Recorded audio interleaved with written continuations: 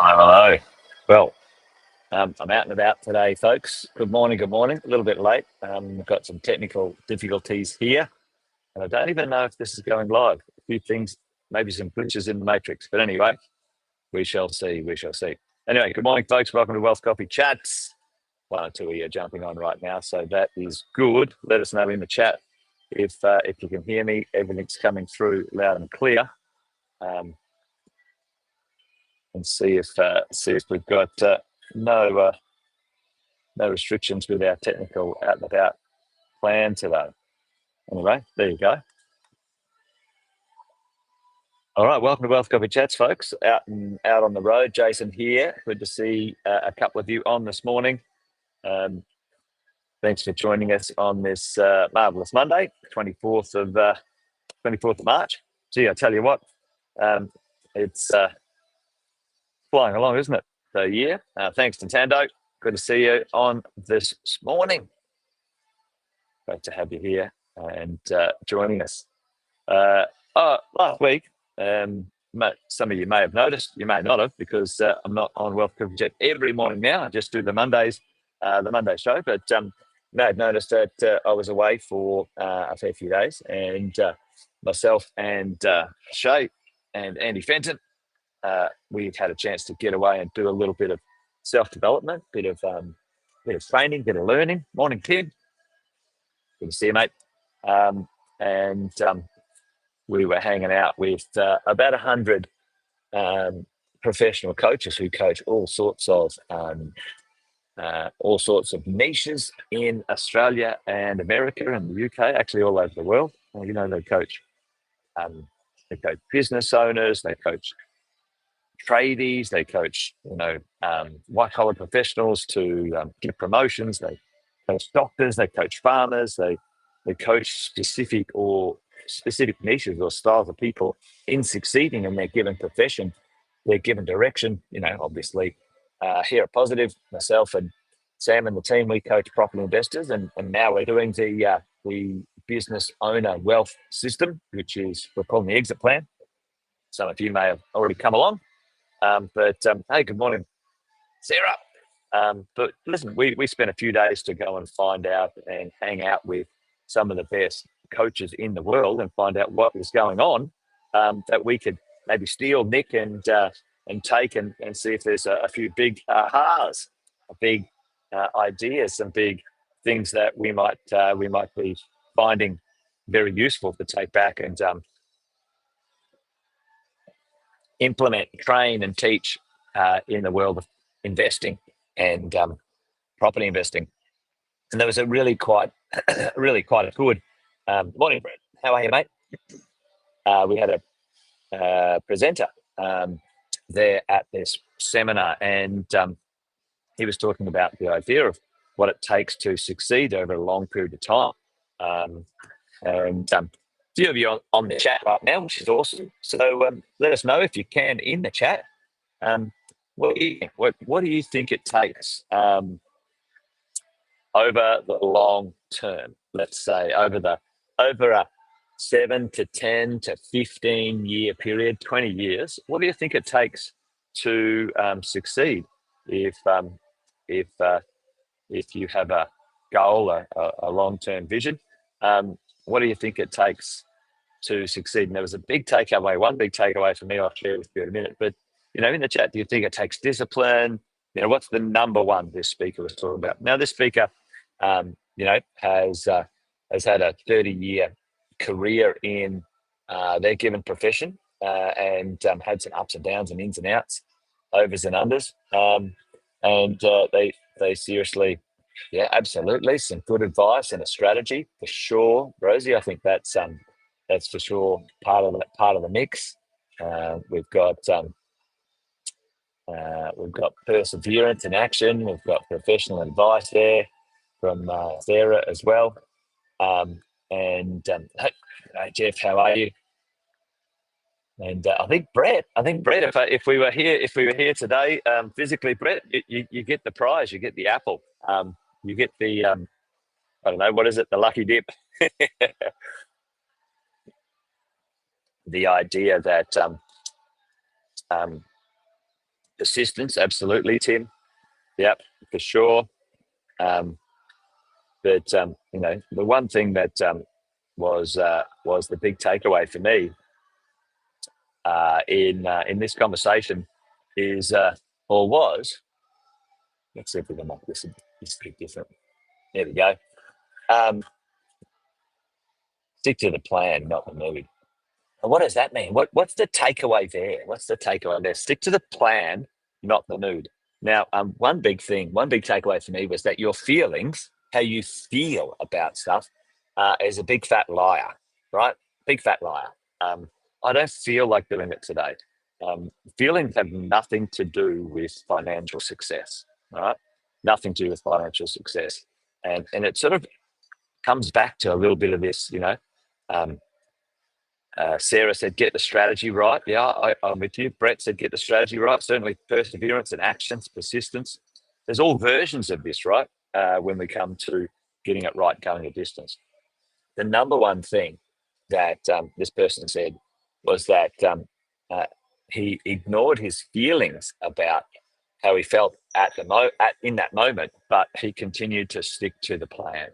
And so over a 30-year period, he had some yeah, absolutely, ups and downs. Now, it doesn't mean feelings aren't right at the right time, but I feel like it's not working. Well, hang on, what was the plan? What was the plan?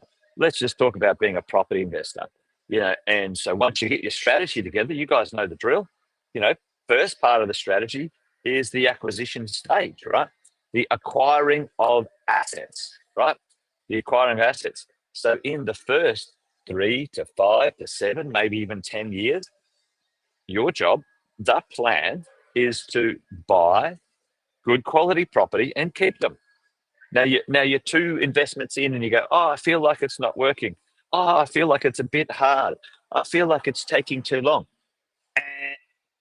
Who gives a shit about those feelings? The plan was to get the job done. Now, that might sound a bit harsh, team, but let me sort of be really, really honest with you. We can feel all sorts of ways about all sorts of things at different times for all sorts of different damn reasons. Now, if your plan was to build a property portfolio and buy 5 properties as quick as possible and as safely as possible, that was the plan. Who gives a shit if you feel like it's not working? You don't know what working means. You have no context of what is working.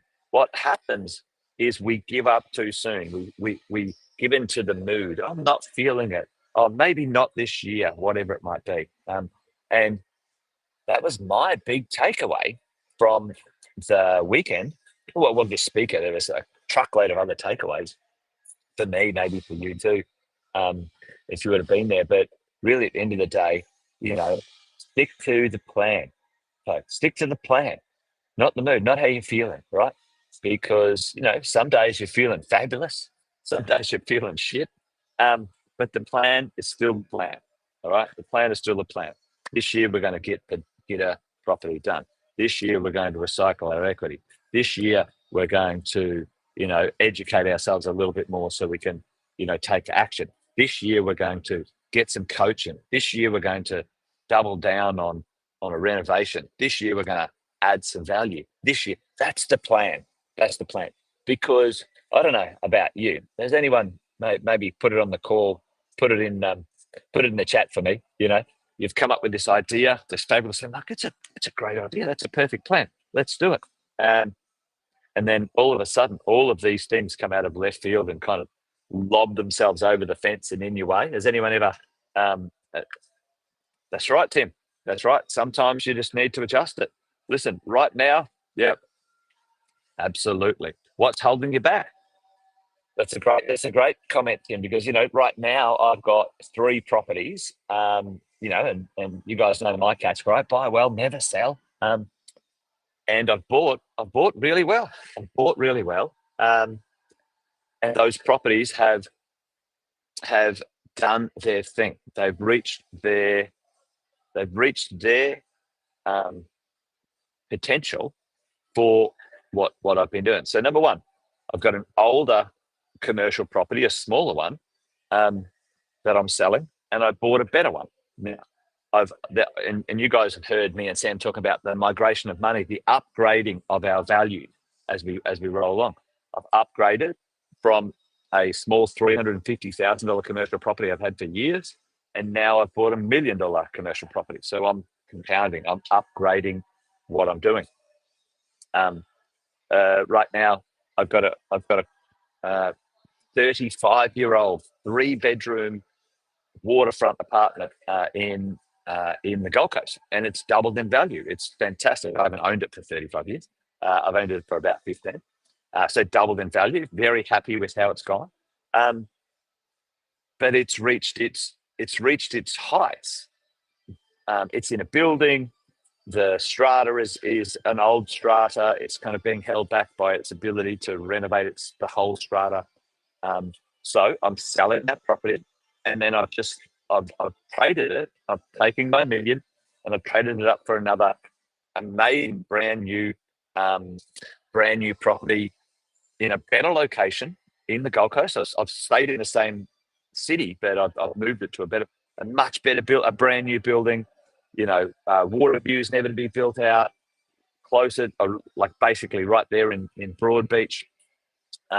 Anyway, you know the drill, right? So, yeah, dead right, Sam. Shake off the poor. Now, exactly.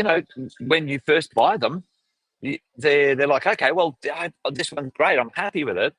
And then it doesn't work. Then get rid of them, right? Again, it's part of the plan, right? Part of the plan is to keep moving forward. You don't sell it and go sulk in the corner, okay? That's what you don't do. That one didn't work, or maybe at that point I wasn't educated enough, or, I just bought a piece of rubbish. Just did the best I could at the time, and it was just a piece of junk. Then move on. Sell it, buy a better one. Sell it, buy a better one. Then once that one's performing, you're like, happy days. I'm going to stick with this right now. Stick with the plan. Anyway, you know what I'm saying. You hear what I'm putting down. It was brilliant. It was brilliant to take some time out and hear from, super successful people, and, some really simple takeaways. There's all the tactics in the world, folks. There's all the tactics.